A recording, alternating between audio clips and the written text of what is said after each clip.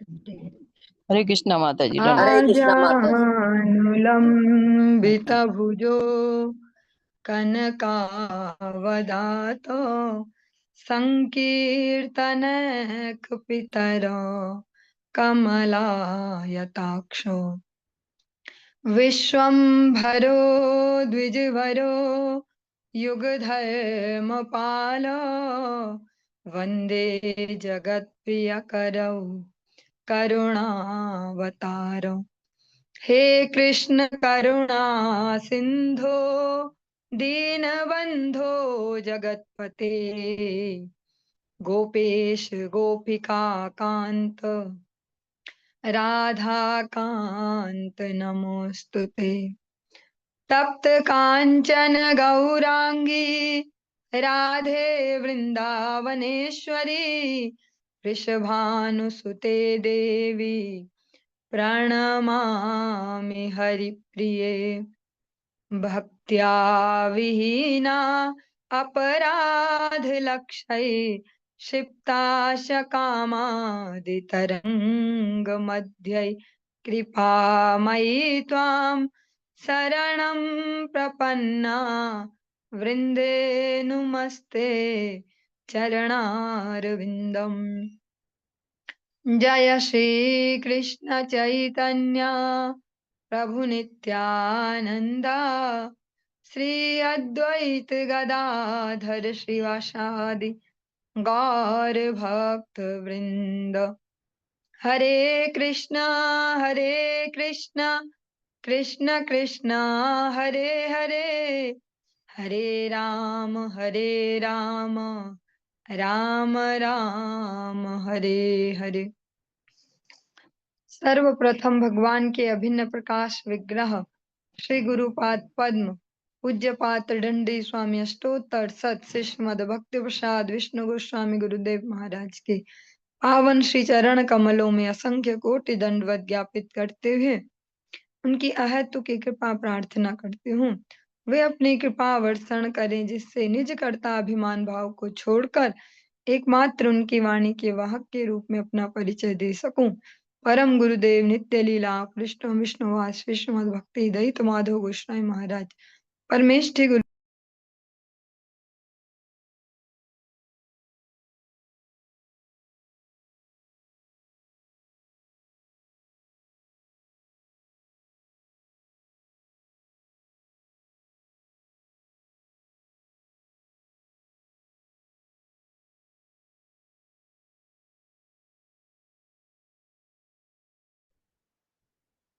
परमेष्ठि गुरुदेव जगत गुरु भक्त सिद्धांत सरस्वती गोस्वामी ठाकुर प्रभुपाद व समस्त गुरु परंपरा जय युक्त हूँ।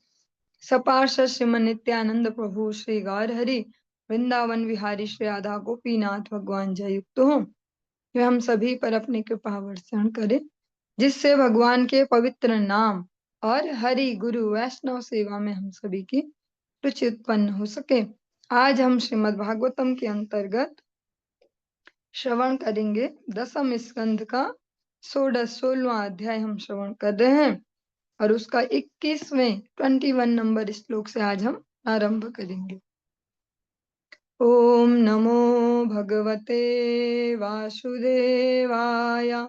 ओम नमो भगवते वासुदेवाय। ओम नमो भगवते वासुदेवाय। जो भगवान की कालिय दमन की जो लीला है इसको हम श्रवण कर रहे हैं कि भगवान इस प्रकार से लीला करते हैं। कालिय नाग उन्हें झपट लेता है और अपने पास में जकड़ लेता है। भगवान कुछ समय के लिए निश्चेष्ट होने की लीला करते हैं। जो उन्हें देख पा रहे हैं वे ब्रजवासी भी निष्प्राण हो गए ये देखकर कि जो हमारे वास्तविक प्राण हैं जिनकी वजह से हम जीवित हैं शायद उनके प्राण चले गए और इस प्रकार से उन्हें संपूर्ण जगत शून्य सा प्रतीत होता है। ताः कृष्ण मातरम पद्यमनुप्रविष्टां तुल्य व्यथाः समनुगृह्य शुचः स्रवन्त्यः तास्ता व्रज प्रिय कथाः कथयन्त्यासन् कृष्णानने अर्पित दृशो मृतक प्रतीकाः। यद्यपि प्रौढ़ गोपियां उन्हीं के बराबर पीड़ा का अनुभव कर रही थी और उनमें शोकपूर्ण अश्रुओं की झड़ी लगी हुई थी, किंतु उन्होंने बलपूर्वक भगवान श्री कृष्ण की माता को पकड़े रखा, जिनकी चेतना पूर्णतया अपने पुत्र में समा गई थी। ये गोपियां शवों की तरह खड़ी रहकर अपनी आंखें भगवान श्री कृष्ण के मुखमंडल पर टिकाए बारी बारी से ब्रज के परम लाडले की लीलाएं कही जा रही थी। सुखावसाने त्विदमेव सारम, दुखावसाने त्विदमेव गेयम। इसी भाव से समस्त जो ब्रजवासी हैं, अब वो भगवान के ही शोक में फिर भी भगवान की लीलाओं का गान करते हैं। माता यशोदा को जो बड़ी बड़ी प्रौढ़ गोपियां हैं, जो उसको महसूस तो कर रही हैं दुख को, फिर भी अपने भावों को स्थिर करके जो माता यशोदा उनको पकड़ कर रखती हैं कि कहीं ये भी यमुना जी में न कूद जाए, इसी भाव से और बारी बारी से भगवान की जो लीलाएं हैं अभी तक की जो उन्होंने दर्शन की है उनका गान करती हैं। कृष्ण प्राणान् निर्विशतो नन्दादीन वीक्ष्यतं हृदम् प्रत्यसेधत् स भगवान् रामः कृष्णानुभावितः भाववित। तत्पश्चात भगवान बलराम ने देखा कि भगवान श्री कृष्ण को अपना जीवन अर्पित करने वाले नंद महाराज तथा अन्य ग्वाले सर्प सरोवर में प्रवेश करने जा रहे हैं। पूर्ण पुरुषोत्तम भगवान होने के नाते बलराम को भगवान श्री कृष्ण की वास्तविक शक्ति का पूरा पूरा ज्ञान था, अतः उन्होंने उन सबको रोका। और जो पुरुष वर्ग हैं जिनमें इमोशंस को एक्सप्रेस करने की इतनी स्वतंत्रता नहीं होती, वे विचार करते हैं, वे बुद्धि उनको बुद्धि प्रधान होते हैं पुरुष शरीर, तो वे ऐसा आइडिया लगाते कि चलो हम चलते हैं यहाँ। वो भी वहां पर ऐसा नहीं सोचते कि तो इम्पॉसिबल ही है, हम जाएंगे तो हम भी मारे जाएंगे। वो भी भगवान के इमोशन में ही बुद्धि लगा रहे हैं। लग तो ऐसा रहा कि बुद्धि प्रधान होते हैं, पर उनके भी वो भावनाएं हैं भगवान के लिए। तो सब प्लान कर रहे हैं कि चलिए हम सब इस काल्य के हृदय में चलते हैं। और जो बलराम जी इस सब में भगवान आज एक सर्प से ही लड़ने जा रहे थे, इसलिए बलराम जी को आज साथ नहीं ले गए थे। और इन सब के बीच में एकमात्र बलराम जी ऐसे हैं जो सब कुछ समझते हैं, जो भगवान की शक्तियों से पूर्णतया विज्ञ हैं। तो वे उन सबको रोकते हैं कि रुको। इत्थं स्वगोकुलमनन्य गतिं निरीक्ष्य सस्त्री कुमारमति दुःखिता मात्महेतोः आज्ञायमर्त्य पदवीमनुवर्तमानः स्थित्वा मुदित तिष्ठत् दुरंग बंधात। श्री भगवान कुछ काल तक सामान्य मर्त्य प्राणी के व्यवहार का अनुकरण करते हुए सर्प की कुंडली के अंदर पड़े रहे, किंतु जब उन्होंने देखा कि उनके गोकुल ग्राम की नारियां, बच्चे तथा अन्य निवासी अपने जीवन के एकमात्र आधार उनके प्रेम के कारण तीव्र रूप से दुखी हैं, तो वे कालिय सर्प के बंधन से तुरंत उठ खड़े हुए। भगवान कोई सामान्य मनुष्य नहीं है, फिर भी मनुष्य बालक की भांति भगवान निश्चेष्ट पड़ गए और सामान्य मर्त्य प्राणी की तरह व्यवहार करते हैं कि इतने बड़े सर्प के कुंडली में जो फंस जाए उसकी तो हड्डियां चकनाचूर और कुछ सेकंड में ही मृत्यु हो जाएगी। भगवान इसी प्रकार से करते हैं। किंतु जब वो देखते हैं कि भैया इनमें धैर्य नहीं है अब, हाँ, ये सब जो हमेशा जिनके जीवन का केंद्र मैं ही हूँ, मेरे सुख से सब सुखी और मेरे दुख से सब दुखी, सारे ब्रज के सेंटर में भगवान ही है, सारे ब्रजवासियों के। अतः भगवान उनके दुख को समझकर तुरंत वहां से काल्य नाग के बंधन से उठ खड़े हुए। तत्प्रथ्यमान वपुषा व्यथितात्म भोगस त्यक्तो न मय्य कुपितः स्वफणान भुजंगः तस्थ स्वसच्छवस नरन्ध्रविशाम्भरीश स्तब्धे क्षणोत्लमुख मुखो हरिमीक्षमाणः। जब श्री भगवान के शरीर का विस्तार होने से कालिय की कुंडली दुखने लगी तो उसने उन्हें छोड़ दिया। तब वह सर्प बहुत ही क्रुद्ध होकर अपने फनों को ऊंचा उठाकर स्थिर खड़ा हो गया और जोर जोर से फुफकारने लगा। उसके नथुने विष पकाने के पात्रों जैसे लग रहे थे और उसके मुख पर स्थित घूरती आंखें आग की लपटों की भांति लग रही थी। इस तरह वह सर्प श्री भगवान को देखने लगा और भगवान ने अपने जो अभी नन्हा सा शरीर है बालक वाला उसको विस्तार करना शुरू किया। जैसे अघासुर के प्रसंग में भी हमने श्रवण किया, भगवान ने अपने शरीर को विस्तार किया था। ऐसे ही तो फिर काले नाग की जो कुंडली है जो पकड़ के ऐसे रखा है, उस पकड़ में अब दर्द शुरू हो गया तो उसने उन्हें छोड़ दिया और बहुत अत्यधिक क्रुद्ध होकर फनों को ऊंचा करके अब खड़ा हो गया कि बस डसता जैसे जोर जोर से फुकारे मारने लगा। अगर आप में से किसी ने सर्प को कभी देखा हो और वो भी ऐसा जिसको मारने के लिए लोग आतुर हों और उस पर अटैक कर रहे हो और वो खुद को बचा रहा हो, अगर कभी देखा हो भगवान की कृपा से, गांव में तो अधिकतर देख सकते हैं, तो वो एक मुंडी वाला ऐसा इतना सा सांप भी कैसा खतरनाक हो जाता है। तो ये तो कालिया नाग है, हजारों फन वाला भयंकर सर्प। वो फनों को ऊंचा करके और विष के फुफकारे मारते हुए नाकों के जो छिद्र है नासिका छिद्र वैसे लगते जैसे कोई बर्तन है और इनमें विष पक रहा है, ऐसे उनसे वो भाप निकलती है विष की। उसके मुख पर स्थित घूरती आंखें आग की लपटों की भांति लग रही थी और आंखें भी आग की लपटों की भांति, क्योंकि इतना ज्यादा क्रोधित है, क्रोध के मारे आंखों से भी अग्नि बरस रही है और इस दृष्टि से भगवान को देख रहा है। तम जिह्वया द्विशिख शिखया परिलेलिहानम द्वे श्रिक्वणी यति कराल विषाग्नि दृष्टिम क्रीडन्मुमं परिससार यथा खगेन्द्रो बभ्रामशोऽप्यवसरं प्रशमीक्षमाणः। कालिया बारंबार अपनी दो शिखाओं वाली जीभ से अपने होठों को चाटता और विषैली विकराल अग्नि से भरी अपनी दृष्टि से श्री कृष्ण को घूरता जा रहा था। किंतु भगवान श्री कृष्ण ने मानो खेल खेल में ही उसका उसी तरह चक्कर लगाया जिस तरह गरुड़ सर्प से खिलवाड़ करते हैं। प्रतिक्रिया के रूप में कालिया भी उनके साथ साथ घूमता जाता था और श्री भगवान को काटने का अवसर ढूंढ रहा था। भगवान अब उसको थोड़ा सा खेल खिलाते हैं, जैसे हिरण्यकश्यप को भी कुछ समय भगवान ने खेल खिलाया और युद्ध की लीला करके, ऐसे ही काल्यनाग के साथ भी करते हैं। जैसे गरुड़ किसी सर्प से खेल करते हैं, हाँ वैसे ही भगवान भी कर रहे हैं।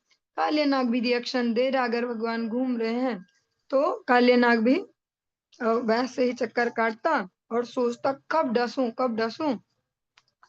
एवं परिभ्रमहतो जसमन्नु समुन्नतांशम् आनम्य तत्पृथुशिरः स्वधिरूढ आद्यः तन्मूर्धरत्ननिकर स्पर्शाति ताम्र पादाम्बुजो अखिल कलादि गुरुर्न नर्थ।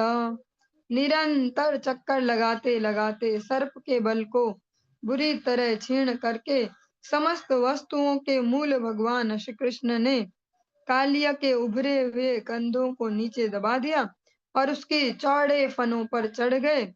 इस तरह समस्त कलाओं के आदि गुरु भगवान श्री कृष्ण नृत्य करने लगे और सर्प के फनों पर स्थित अनेक मणियों के स्पर्श से उनके चरण गहरे लाल रंग के हो गए।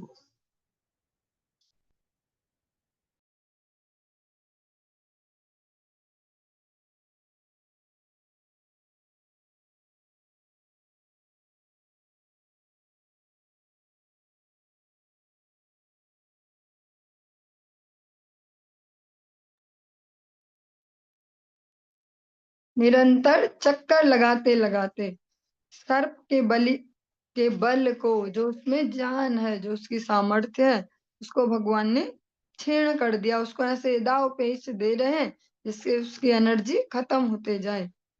और समस्त वस्तुओं के मूल, जिन भगवान से सब कुछ उद्भूत होता है, ऐसे समस्त वस्तुओं के मूल भगवान श्री कृष्ण ने कालिया के उभरे हुए कंधों को नीचे दबा दिया और उसके चौड़े फनों पर चढ़ गए। इस तरह समस्त कलाओं के आदि गुरु, जो जो कुछ भी हमें इस जगत में दिखता है, किसी प्राणी की ये खासियत है, किसी मनुष्य में ये विशेषता, ऐसे ऐसे, तो जो ये समस्त कलाएं हैं, जो भी हम बोलते कि इस फील्ड में वर्किंग करते हैं हम, उस फील्ड में ऐसे ऐसे जो भी ये क्षेत्र है, सामर्थ्य के, और कह सकते हैं विलक्षणताएं जो जो होती हैं कोई भी कार्य करने की, इसके जो सबसे बड़े महारथी हैं भगवान श्री कृष्ण, वे आज काल्यनाग के उन फनों पर नृत्य करने लगे। और वो नॉर्मल कोई सर्प नहीं है, वो तो नाग है, और वो भी इतना विशाल। उसके मस्तक पर जो मणियां हैं, भगवान के श्री चरण जब उनसे स्पर्श कर रहे हैं, तो भगवान के जो चरण है वे कैसे हो गए, गहरे लाल रंग के, अरुण वर्ण के। तम नर्तुमुद्यतमवेक्ष्य तदा तदीय गंधर्व सिद्ध मुनिचारण देववध्वा प्रीत्या मृदंग पणवानक वाद्य गीत पुष्पोपहार नुतिभिः सहसोपसेदुः। श्री भगवान को नाचते देखकर स्वर्ग लोक के उनके सेवक गंधर्व सिद्ध मुनि चारण तथा देव पत्नियां वहां तुरंत आ गए। वे मृदंग, प्रणव और आनक जैसे ढोल बजा बजा कर भगवान श्री कृष्ण के नृत्य का साथ देने लगे। उन्होंने गीत, फूल और स्तुतियों की भेंटें भी अर्पित की। और भगवान जब इतनी बड़ी लीला को संपन्न कर रहे हैं, तो जो भगवान के सेवक हैं, स्पष्ट कहा गया जो स्वर्ग में उनके सेवक हैं, वे सब भी अपनी अपनी उन्होंने पोजीशन ले ली, और जो वो कर सकते हैं उसको बेस्ट कर रहे हैं। हाँ, भगवान का कार्य वो नहीं कर सकते, कालिया को वो नहीं मार सकते, पर भगवान को प्रसन्न कर सकते हैं, साथ साथ भगवान का उत्साह वर्धन। और अनेक अनेक प्रकार के जो ढोल हैं, जिनमें मृदंग है, प्रणव है, आनक से अलग अलग नामों से जो ढोल है, उनको बजा बजा कर भगवान की स्तुतियां कर रहे हैं, कोई गीत गाते हैं, पुष्प वृष्टि करते हैं। इस प्रकार से बहुत ही आनंद का वहां पर उन्होंने परिवेश उपस्थित कर दिया। यद यच्छिरो न नमते अंग सतैक शीर्षण तत्तन्मर्द खरदंड धरो अंग्रिपात क्षीणायुषो भ्रमत उल्बणमास्यतो अशृंग नस्तो वमन परम कस्मलमापनागः।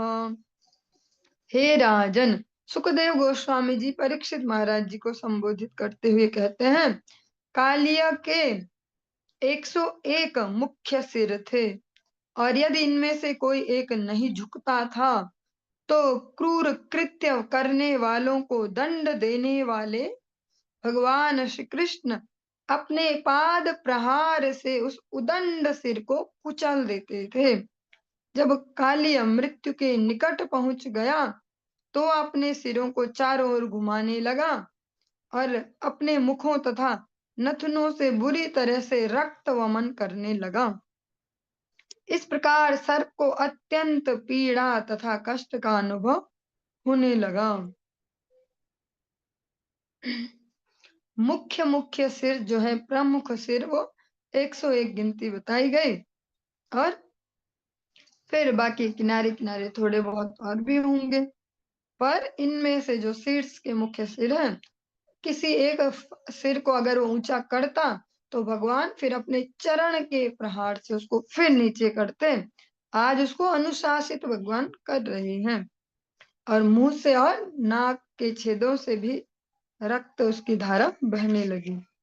तस्याक्षिभिर गरलमुद्वमतः शिरशु यद यत् समुन्मति निःश्वसतो रुषोच्चैः नृत्यन् पदानुन मयन् दमयां बभूव पुष्पैः प्रपूजित इवेह पुमान् पुराणः। काली अपनी आंखों से विषय लाभ कीचड़ निकालते हुए रह रह कर अपने किसी एक सिर को ऊपर उठाने का दुस्साहस करके क्रोध से फुफकारता था। तब श्री भगवान उस पर नृत्य करने लगते और अपने पांव से उसे नीचे झुकाकर उसका दमन कर लेते। देवताओं ने इन सभी प्रदर्शनों को उचित अवसर जानकर आदि पुरुष की पूजा पुष्प वर्षा द्वारा की। कालिया ने भी हार नहीं मानी। वो इतना ज्यादा, जो हम प्रारंभ में सुन रहे थे, ईर्ष्यालु प्रकृति, उसको बदलना बहुत मुश्किल है। वो भगवान उसका इतना अनुशासन उसको दे रहे हैं, फिर भी अभी उसमें बचा है दंभ। फिर भी कोशिश करता कि शायद मैं इसको मार ही दूं। हाँ, थोड़ा सा एक तो डसना, एक मौका मिल जाए तो बस हो जाएगा। देवतागण भगवान के इस प्रकार के जो शौर्य है उसको देखकर कि भगवान कैसे इसका दमन कर रहे हैं, और स्वरूप कितना छोटा सा है। अभी 6 वर्ष के अराउंड भगवान की अवस्था है, और 6 दिन में जिन्होंने पूतना जैसी राक्षसी को मारा था, वे भगवान आज काली नाग का दमन कर रहे हैं। देवता इस प्रकार से देखकर भगवान पर आकाश से ही पुष्प वृष्टि करते हैं। तच्चित्र तांडव विरुग्न फणासहस्रो रक्तं मुखरुरु वमनृप भग्नगात्र स्मृत्वा चराचर गुरुं पुरुषं पुराणं नारायणं तमरणं मनसा जगाम। हे राजा परीक्षित, भगवान श्री कृष्ण के द्वारा विस्मय जनक शक्तिशाली नृत्य करने से कालिया के सभी 1000 फन कुचल कर टूट गए। तब अपने मुखों से बुरी तरह रक्त वमन करते हुए सर्प ने भगवान श्री कृष्ण को समस्त चराचर के शाश्वत स्वामी आदि भगवान श्री नारायण के रूप में पहचाना। इस प्रकार कालिया ने मन ही मन श्री भगवान की शरण ग्रहण कर ली।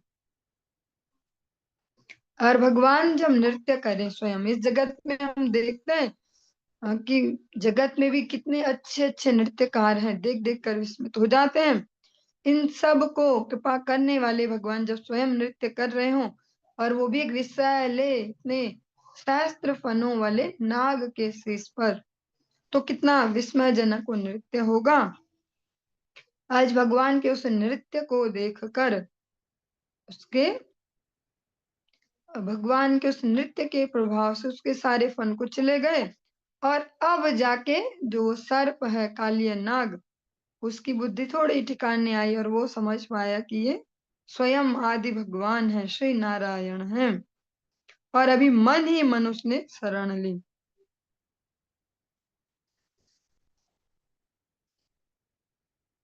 कृष्णस्य गर्भ जगतो अति भरावसन्नम पाषाणे प्रहार परिरुग्न फणात पत्रम दृष्ट्वा हिमाद्यमुपसेदुर्मुष्यपत्न्य आर्ताः श्लथ द्वसन् भूषणकेशबन्धाः।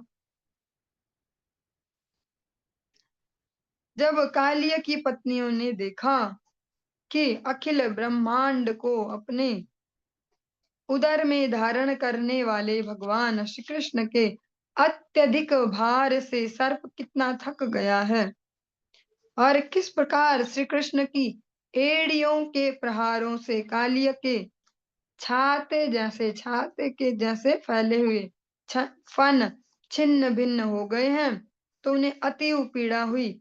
तब अपने वस्त्र आभूषण तथा केश बिखराए हुए वे आदि भगवान के निकट आई।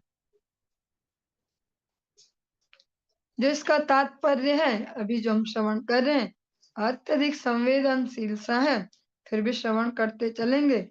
यहाँ पर श्रील विश्वनाथ चक्रवर्ती ठाकुर का रेफरेंस देकर कहा गया कि जो विश्वनाथ चक्रवर्ती ठाकुर ने टीका की है श्रीमद् भागवतम पर, जो एक्सप्लेनेशन दी है, उसके अनुसार कालिया की पत्नियां अपने पति के आसुरी कार्यों से तंग आ चुकी थी।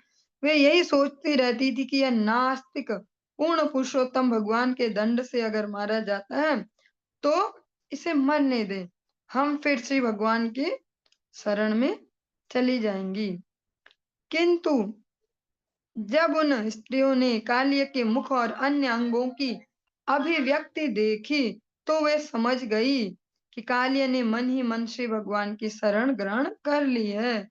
यह देखकर कि वह विनयशीलता, पश्चाताप, खेद तथा संदेह के लक्षण व्यक्त कर रहा है, उन्होंने सोचा, देखो ना, हम कितनी भाग्यशालिनी हैं, अब हमारा पति भक्त बन गया है, अतः अब हमें इसकी रक्षा करनी चाहिए। उनमें अपने पश्चाताप करने वाले पति के कष्ट तथा उसकी दयनीय अवस्था पर स्नेह उमड़ आया और वे सबकी सब श्री भगवान के समक्ष आई। क्योंकि जिनमें भगवत भक्ति होती है, वास्तव में जिनके हृदय में, फाइनली वही कोमलता का परिचय देते हैं और वही अन्यों के दोषों को क्षमा करने का भी साहस कर पाते हैं। तास्तम सुविघ्न मनसो अथ पुरस्कृतार्भा कायं निधाय भुवि भूतपतिं प्रणेमुः साध्व्यः कृताञ्जलिपुटाः समलस्य भर्तुर्मोक्षेप्सवः शरणदं शरणं प्रपन्नाः। अत्यंत उद्विग्न मन वाली उन साध्वी स्त्रियों ने अपने बच्चों को अपने आगे कर लिया और तब समस्त प्राणियों के स्वामी के समक्ष भूमि पर गिरकर साष्टांग साष्टांग प्रणाम किया। वे अपने पापी पति का मोक्ष एवं परम शरणदाता श्री भगवान की शरण चाहती थी, अतः नम्रता से हाथ जोड़े हुए वे उनके निकट आई। नागपत्न्यः ऊचुः न्याय्यो न्याय्यो हि दण्डः कृतकिल्बिषे अस्मिन् स तवावतारः खलनिग्रहाय रिपोः सुतानामपि तुल्यदृष्टिर्दत्सेदमं फलमेवानुशंसन्।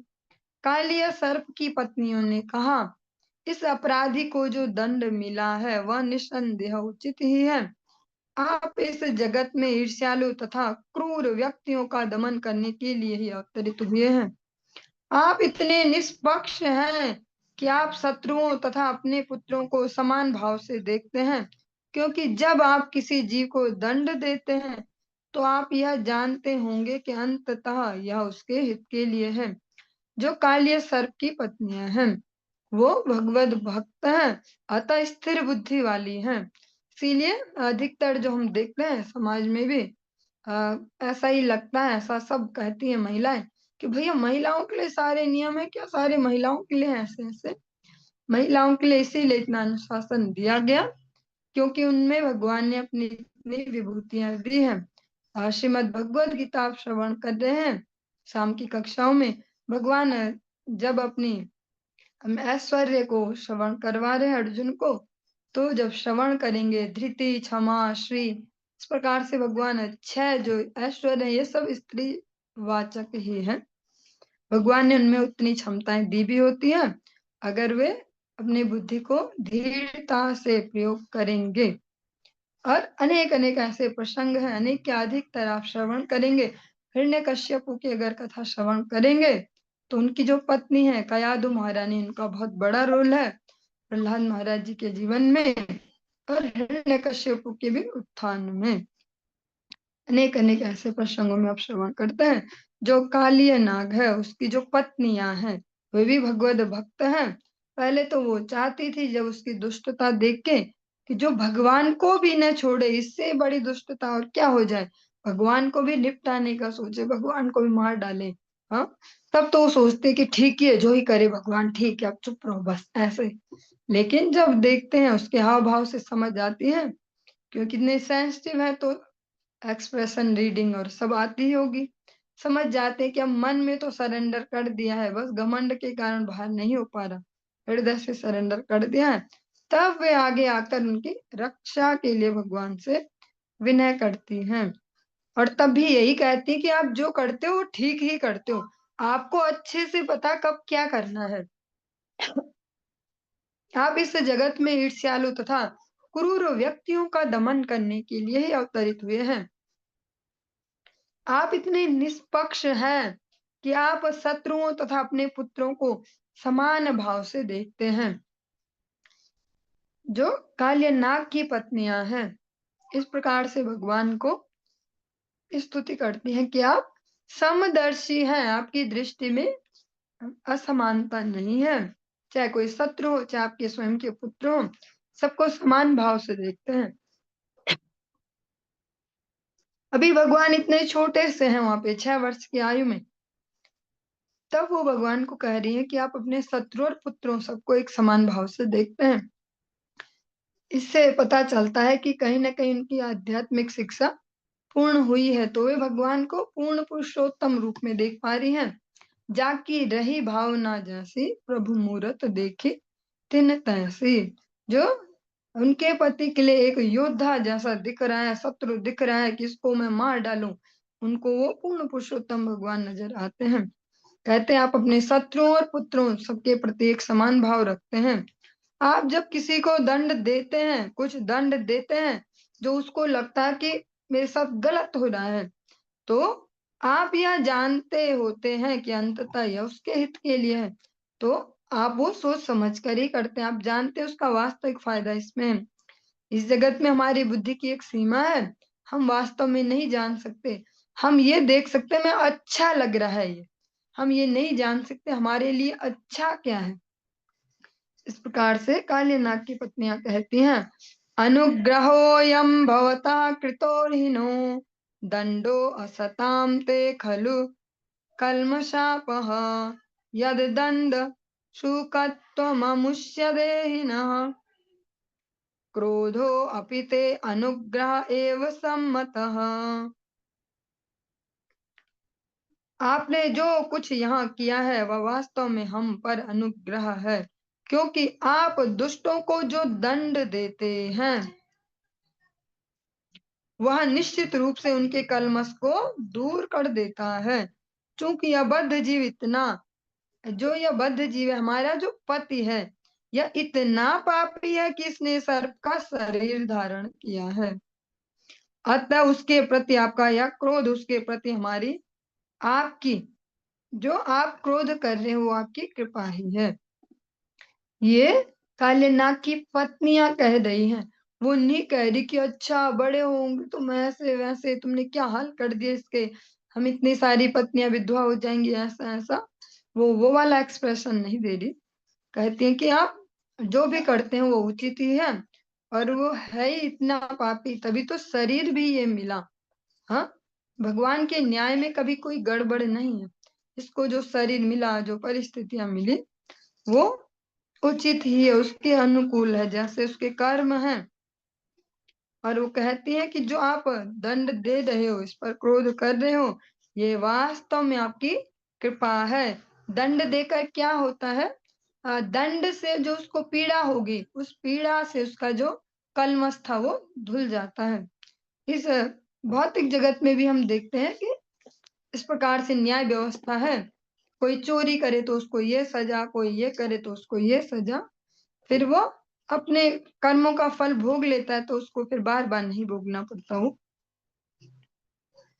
तपः सुतप्तं किमनेन पूर्वं निरस्तमानेन च मानदेन धर्मो अथवा सर्वजनानुकंपया यतो भवांस्तुष्यति सर्वजीवः।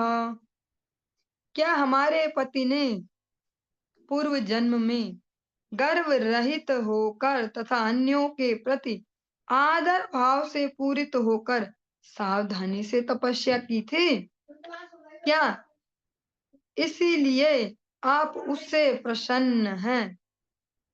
अथवा क्या उसने किसी पूर्व जन्म में समस्त जीवों के प्रति दया पूर्वक धार्मिक कर्तव्य पूरा किया था? और क्या इसीलिए समस्त जीवों के प्राणाधार आप अब उससे संतुष्ट हैं?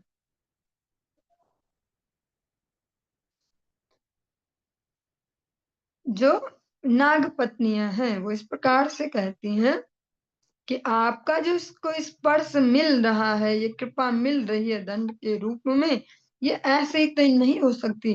क्या पिछली बार इन्होंने कुछ भक्तिपरक कार्य किए थे? क्या कुछ भक्तों की कुछ हेल्प की थी? कुछ सेवाएं इस प्रकार से की? क्या गर्व रहित होकर अन्यों को मान देते हुए कुछ तपस्याएं संपन्न की थी? वरना किस प्रकार से आपके उन्हें इस प्रकार से सन्निकटता उपलब्ध हुई है? कस्यानुभावोऽस्य न देव विद्महे तवाग्निरेणु स्पर्शाधिकारः यद्वाच्छया लन श्री श्रीर्ललनाचरत्तपो विहाय कामान् सुचिरं धृतव्रता। हे प्रभु, हम नहीं जानती किस काल्य नाग ने किस तरह आपके चरण कमलों की धूल को स्पर्श करने का सुअवसर प्राप्त किया। इसके लिए तो लक्ष्मी जी ने अन्य सारी इच्छाएं त्याग कर कठोर व्रत धारण करके सैकड़ों वर्षों तक तपस्या की थी। जो ये नाग पत्नियां हैं, इतना गूढ़ गूढ़ रहस्य जानती हैं भक्ति का, तो ये बिना किसी आध्यात्मिक शिक्षा के नहीं हो सकता। या ऐसा नहीं है कि अचानक से उदय हो गया। जब वो धैर्य पूर्वक पूरे जीवन भर इसको प्रैक्टिस कर रही होंगी, तभी भगवान के दर्शन भी हुए इस बहाने और भगवान की स्तुति करने का भी अवसर प्राप्त हुआ। कहती हैं कि हमें नहीं पता कि ऐसे क्या सुकृति है इनकी, जो काली नाग है हमारे पति हैं, जो आपकी चरण धूलि का इन्हें स्पर्श मिल रहा है। क्योंकि इसके लिए आप सभी जब वृंदावन दर्शन करने जाते हैं, यमुना जी के पार विल वन में, अब बेलवन जिसको कहते हैं लोकल, वहां लक्ष्मी जी का मंदिर दर्शन करने जाते होंगे। लक्ष्मी जी ऐसे बैठी तपस्या कर रही, भगवान ऐसे चिढ़ा रहे हैं, ऐसे भगवान कृष्ण। ये नाग पत्नियां कहती हैं कि ये सौभाग्य श्री कृष्ण चरणों की रज को प्राप्त करने का सौभाग्य। श्री नारायण की तो चरण सेवा वो कर ही रही है निरंतर। श्री कृष्ण चरणों की सेवा का अवसर उसको प्राप्त करने के लिए सैकड़ों वर्ष तक उन्होंने कठोर तपस्या की, लेकिन इनको ऐसे ही मिल गई, तो कुछ न कुछ तो बात है। न नाकपृष्ठं न च सार्वभौमं न पारमेष्ठ्यं न रसाधिपत्यं न योग सिद्धिर्पुनर्भवं वा वाञ्छन्ति यत्पादरजः प्रपन्ना।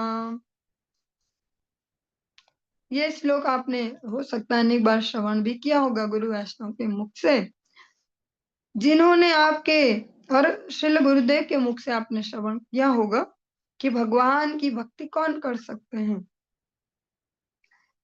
जिन्होंने आपके चरण कमलों की धूल प्राप्त कर ली है, वे न तो स्वर्ग का राज्य, न असीम वर्चस्व, न ब्रह्मा का पद, न ही पृथ्वी का साम्राज्य चाहते हैं। उन्हें योग की सिद्धियों तथा मोक्ष तक में कोई रुचि नहीं रहती। भगवान से छोटे बच्चों जैसा कुछ कुछ मांगना वो अलग श्रेणी हो जाता है। और जो वास्तव में भक्ति पथ के पथिक होते हैं, शुद्ध भक्ति के, वे न स्वर्ग, न वर्चस्व, अपना अधिकार, सत्ता, न ब्रह्मा जी का ही पद, न इस पृथ्वी का कुछ साम्राज्य, न योग सिद्धियां, और न मोक्ष जो फाइनल है, उसको भी वे भगवान से नहीं चाहते।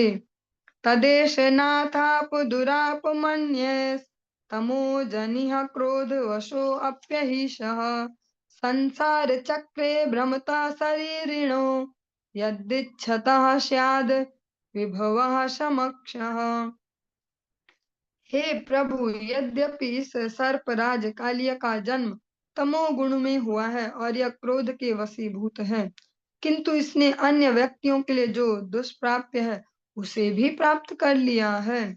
इच्छाओं से भरे होकर जन्म मृत्यु के चक्कर में भ्रमण करने वाले देहधारी जीव आपके चरण कमलों की धूल प्राप्त करने से ही अपने समक्ष समस्त आशीर्वादों को प्रकट होते देख सकते हैं। जो अन्यों के लिए दुष्प्राप्य है, भगवत चरणों की रज काले नाग ने वो प्राप्त की। और नाग पत्नियां कहती हैं कि इन चरण धूलि को प्राप्त करने पर ही कोई जीव अपने समस्त आशीर्वादों को प्रकट होते देख सकते हैं। इसको हम अगर अपने जीवनों में कैसे अप्लाई होती है ये लाइन, इसको समझना चाहें, हम देखते हैं ना, हम यहाँ जगत में किसी को प्रणाम करते हैं, बड़े हो जाओ, यशस्वी भव, सौभाग्यवती, ऐसे अलग अलग आशीर्वाद देते हैं। लेकिन जो ये लाइन अभी हमने श्रवण की है, ये बहुत ही सूक्ष्म है। ये सारे आशीर्वाद भी फलीभूत तभी होते हैं जब वो जीवात्मा भगवान को सरेंडर होते हैं। जब भगवान की शरणागति जीवन में है तभी आशीर्वाद काम करेंगे। ऐसा नहीं चलेगा जैसे कहा जाता है कि भैया यही हमारे लिए तो यही भगवान है, हमारे लिए तो वही भगवान है, और यही वही में आप कुछ भी फिट कर सकते हैं, जैसा सुनते होंगे समाज में। लेकिन वास्तव में समस्त आशीर्वाद भी तभी फलीभूत होते हैं जब भगवान की ओर उन्मुख हो जीव। वरना सभी ने तो सारे आशीर्वाद लिए ही होते हैं इस जगत में, फिर वो कहाँ फलीभूत होते दिखते हैं। नमस्तुभ्यं भगवते पुरुषाय महात्मने भूतावासाय भूताय पराय परमात्मने। हे पूर्ण पुरुषोत्तम भगवान, हम आपको सादर नमस्कार करती हैं।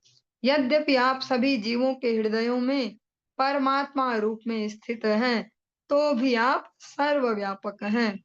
यद्यपि आप सभी उत्पन्न भौतिक तत्वों के मूल आश्रय हैं, किंतु आप उनके सृजन के पूर्व से विद्यमान हैं। यद्यपि आप हर वस्तु के कारण हैं, किंतु परमात्मा होने से आप भौतिक कार्य कारण से परे हैं। इसको हम एक बार और श्रवण करते हैं, क्योंकि तात्पर्य में विशेष रूप से दिया गया है कि वक्ता तथा श्रोता के दिव्य आनंद हेतु इस सुंदर संस्कृत श्लोक का जोर से उच्चारण करना चाहिए। तो इसके गरिमा को रखते हुए हम एक बार और इसको श्रवण करते हैं। नमस्तुभ्यं भगवते पुरुषाय महात्मने भूतावासाय भूताय पराय परमात्मने। हे पूर्ण पुरुषोत्तम भगवान, हम आपको सादर नमस्कार करती हैं। यद्यपि आप सभी जीवों के हृदयों में परमात्मा रूप में स्थित हैं, तो भी आप सर्वव्यापक हैं। यद्यपि आप सभी उत्पन्न भौतिक तत्वों के मूल आश्रय हैं, किंतु आप उनके सृजन के पूर्व से विद्यमान हैं। यद्यपि आप हर वस्तु के कारण हैं, किंतु परमात्मा होने से आप भौतिक कार्य कारण से परे हैं। भगवान सब जगह इन्वॉल्व दिखते हैं पर इन्वॉल्व नहीं है। भगवान की वजह से सब है, पर भगवान कहीं चिपके हुए नहीं है। भगवान में कोई भौतिकता का लेश मात्र भी नहीं है। भगवान की वजह से सब उद्भूत हुआ, पर उनमें कोई आसक्ति नहीं है कि मैंने इसको बनाया और ऐसा ऐसा। यह भगवान उससे चिपके हुए नहीं है। ये नाग पत्नियां जो हैं, ये स्तुति कर रही हैं। हम सभी प्रातःकाल तुलसी परिक्रमा, मंदिर परिक्रमा जब करते हैं, एक कीर्तन गाते हैं, जय राधे जय कृष्ण जय वृंदावन। इसके मध्य में आपको अगर स्मरण हो, एक लाइन ऐसे भी बोलते हैं, जया द्विज पत्नी जया नाग कन्या गण भक्ति त जहार पायला गोविंद चरण। तो जो ये नाग कन्या गण वहां पर शब्द है, तो यही नाग पत्नियां हैं। इन्हीं को ही वहां भी स्थान मिला है कि जिन्होंने भगवान के चरणों की भक्ति प्राप्त की। ज्ञान विज्ञान निधये ब्रह्मणे अनंत शक्तये अगुणाया विकाराय नमस्ते प्राकृताय च। हे परम सत्य, हम आपको नमस्कार करती हैं। आप समस्त दिव्य चेतना एवं शक्ति के आगार हैं और अनंत शक्तियों के स्वामी हैं। यद्यपि आप भौतिक गुणों एवं विकारों से पूर्णतया मुक्त हैं, किंतु आप भौतिक प्रकृति के आदि संचालक हैं। जो लोग नाग कन्याएं जो हैं, नाग पत्नियां, ये इस प्रकार से कहती हैं, हे परम सत्य, हम आपको नमस्कार करती हैं। परम सत्य जिस प्रकार से भगवान की गर्भ स्तुति जब देवताओं ने की, तभी भगवान को इसी प्रकार से संबोधित करते हैं। आप समस्त दिव्य चेतना एवं शक्ति के आगार हैं और अनंत शक्तियों के स्वामी हैं। यद्यपि आप भौतिक गुणों और विकारों से पूर्णतया मुक्त हैं, किंतु आप भौतिक प्रकृति के आदि संचालक हैं। कंट्रोलर भगवान है, पर भगवान में भौतिक प्रकृति के संग से कोई दोष उत्पन्न नहीं होता। ऐसा इस जगत में पॉसिबल नहीं है। यहाँ हम जो संग करते हैं, जिस भी गुणों का, जिन भी गुणों से युक्त व्यक्तियों का, पदार्थों का, अवश्य हमें उससे इन्फेक्शन हो जाता है, संक्रमण होता है। लेकिन भगवान में ऐसा नहीं है। भगवान ही परम नियंता है इस भौतिक सृष्टि के, पर भगवान में कोई संक्रमण नहीं आता उससे। कालाय कालनाभाय कालावयव साक्षिणो विश्वाय तदुपद्रष्टे तत्कर्त्रे विश्वहेतवे। हम आपको नमस्कार करती हैं। आप साक्षात काल, काल के आश्रय तथा काल की विभिन्न अवस्थाओं के साक्षी हैं। आप ही ब्रह्मांड हैं और इसके पृथक दृष्टा भी हैं। आप इसके सृष्टा हैं और इसके समस्त कारणों के कारण हैं। भूतमान मात्रेन्द्रिय प्राण मनो बुद्धया सयात्मने त्रिगुणेन त्रिगुणे नाभिमानेन गूढ़स्वात्मानुभूतये। नमो अनंताय सूक्ष्माय कूटस्थाय विपश्चिते नानावादानुरोधाय वाच्यवाचक शक्तये। आप भौतिक तत्वों के अनुभूति के, सूक्ष्म आधार के, इंद्रियों के, प्राणवायु के तथा मन, बुद्धि एवं चेतना के परमात्मा हैं। हम आपको नमस्कार करती हैं। आपकी ही व्यवस्था के फल स्वरूप सूक्ष्मतम चिन्मय आत्मा भौतिक प्रकृति के तीनों गुणों के रूप में अपनी झूठी पहचान बनाते हैं और फल स्वरूप उनकी स्व की अनुभूति प्रच्छन्न हो जाती है। हे अनंत भगवान, हे परम सूक्ष्म एवं सर्वज्ञ भगवान, हम आपको प्रणाम करती हैं, जो सदैव स्थायी दिव्यता में विद्यमान रहते हैं, विभिन्न वादों के विरोधी विचारों को स्वीकृति देते हैं और व्यक्त विचारों तथा उनको व्यक्त करने वाले शब्दों को प्रोत्साहन देने वाली शक्ति हैं। सरल शब्दों में कहें तो जो भी हमारे सूक्ष्म से सूक्ष्म, जो हमारा सूक्ष्म शरीर है, उसके भी आदि कारण स्वयं भगवान है। भगवान ही समस्त चराचर सृष्टि की आदि आत्मा है। जैसा सुखदेव गोस्वामी जी परीक्षित महाराज जी को सुना रहे थे, हमने 1-2 दिन पहले कक्षा में श्रवण किया कि इस प्रकार से समझो कि भगवान ही आदि आत्मा है समस्त जीवात्माओं की। नमः प्रमाण मूलाय कवये शास्त्रयोनये प्रवृत्ताय निवृत्ताय निगमाय नमो नमः। समस्त प्रामाणिक प्रमाणों के आधार, शास्त्रों के प्रणेता तथा अनंतिम स्रोत, इंद्रिय तृप्ति को प्रोत्साहित करने वाले, प्रवृत्ति मार्ग तथा भौतिक जगत से विराग उत्पन्न करने वाले, वैदिक साहित्य में अपने आप को प्रकट करने वाले, आपको हम बारंबार नमस्कार करती हैं। नमः कृष्णाय रामाय वसुदेव सुताय च प्रद्युम्नाय निरुद्धाय सात्वतां पतये नमः। जो भगवान अभी 6 वर्ष के मनुष्य बालक के स्वरूप में हैं, उनको नाग पत्नियां इस प्रकार से कह रही हैं, हम वसुदेव के पुत्र भगवान श्री कृष्ण तथा भगवान बलराम को और भगवान प्रद्युम्न तथा भगवान अनिरुद्ध, जिनका अभी तक जन्म भी नहीं हुआ है, भौतिक दृष्टि से, को सादर नमस्कार करती हैं। हम श्री विष्णु के समस्त संत सदृश भक्तों के स्वामी को सादर नमस्कार करती हैं। इसीलिए जो ये भक्ति पथ है, इसमें सूक्ष्मता से शिक्षा ग्रहण करना परम आवश्यक है। शरीर हमारे बदलते जाएंगे, पर चेतना में जो भी भगवत भक्ति गई है, चेतना में जैसा चेतना का विकास हुआ है भक्ति पथ में, वो हर शरीर में हमारे साथ चलने वाली है। हमारे प्रारब्ध से शरीर हमारे कैसे भी मिल सकते हैं, पर चेतना वो ही साथ में जाएगी जिसको हमने विकसित किया है। अतः जो मनुष्य शरीर है वास्तव में इसीलिए मिला है कि हम सूक्ष्म बुद्धि से चेतना के विकास में लगा पाए।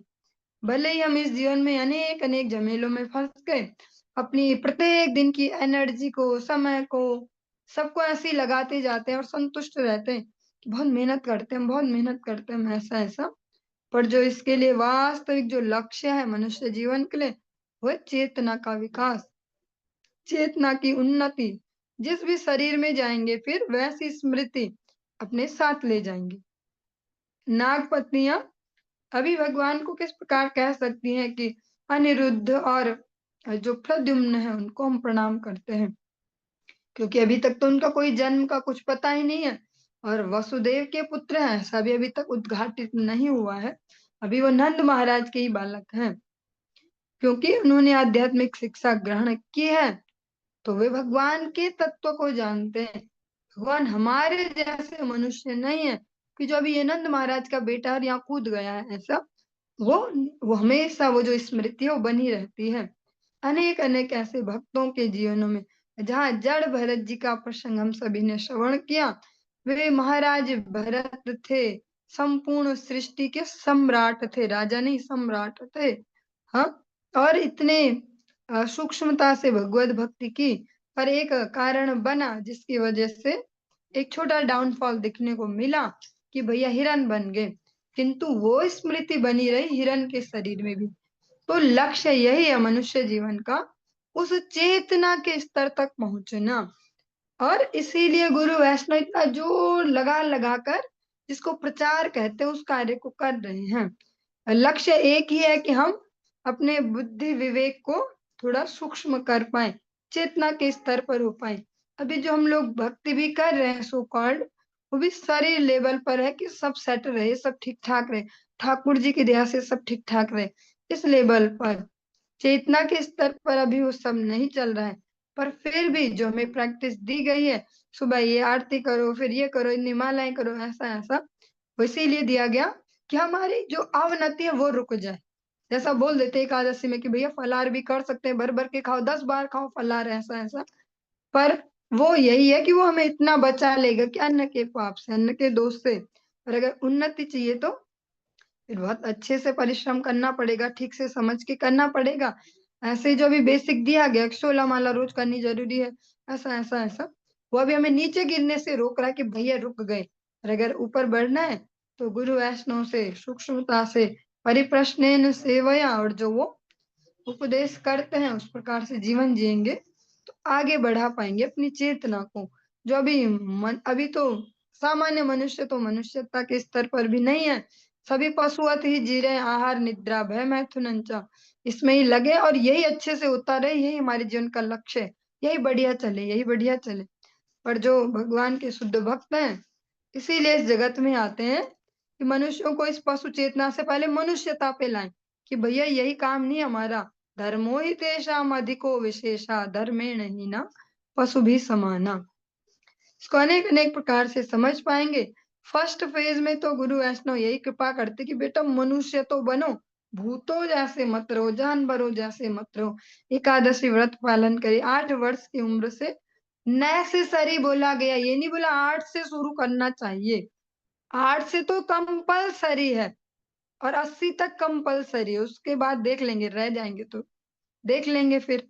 हाँ, आज के समय में पॉसिबल तो नहीं रह पाएँगे, पर पर ये नहीं बोला कि इससे नीचे वालों को नहीं करनी, ऐसा नहीं बोला। ये उससे ऊपर वालों को करने की ज़रूरत नहीं, ऐसा नहीं बोला। क्योंकि अभी हम पशु चेतना में जी रहे हैं, हम देख पा रहे हैं खुद को, जब मिरर में देखते हैं, मनुष्य जैसा देखते हैं, पर चेतना मनुष्यों वाली नहीं, पशुओं वाली है। केवल आहार, निद्रा, भय, मैथुन 4 प्रक्रियाओं में ही जीवन जा रहा है। इसी को ही और अपर लेवल का करते जाएँ हम, इसलिए सारी एनर्जी जा रही है, इसलिए सारा समय जा रहा है जीवन का, कि बहुत बढ़िया-बढ़िया खा पाएँ। अभी ना हम थोड़े गरीब से हैं, अभी तो रोज़ थोड़ा रोटी, नॉर्मल सब्जियाँ ऐसा खा पा रहे हैं। जो सब्जी महँगी हो रही है उसको भी नहीं खा पा रहे हैं। हम ऐसे हो जाए कि महँगी-महँगी वाली भी मन मर्ज़ी की भी खा पाएँ जब जो मर्ज़ी। फिर उससे ऊपर जाएँ ऐसा-ऐसा, फिर हम रोज़ रेस्टोरेंट में खा पाएँ, ठाड़ से गए, बैठे, कोई हमें दे रहा है ऐसे, बिल की कोई टेंशन नहीं, ₹1000 प्लेट ऐसा कोई बात नहीं। हम अभी उस लेवल पर मनुष्य भी नहीं है, जानवरों वाले में आहार, निद्रा, भय, मैथुन च ये 4 कार्य हमारे और अच्छे से हो पाएँ, हमारे और अच्छे से 4 कार्य हो पाएँ। भगवान के शुद्ध भक्त इस जगत में इसीलिए बार-बार आते हैं, इस जड़ जगत में, ताकि वे हमें पहले फर्स्ट फेज़ में मनुष्य बना पाएँ, कि बेटा एकादशी व्रत करो, ऐसा नहीं खाना, ऐसा नहीं सोना, ऐसा नहीं पहनना, ऐसा-ऐसा। फिर जब वहाँ आ जाएँ, तब उसके बाद तब वो प्रक्रिया है कि आगे का देखो आगे क्या-क्या है, यहाँ तो बहुत सारे रत्न हैं। हाँ, चलिए आज के इस प्रसंग को हम यहीं पे विश्राम देते हैं। इससे आगे हम कल प्रातः काल की कक्षा में श्रवण करेंगे। हरे कृष्ण।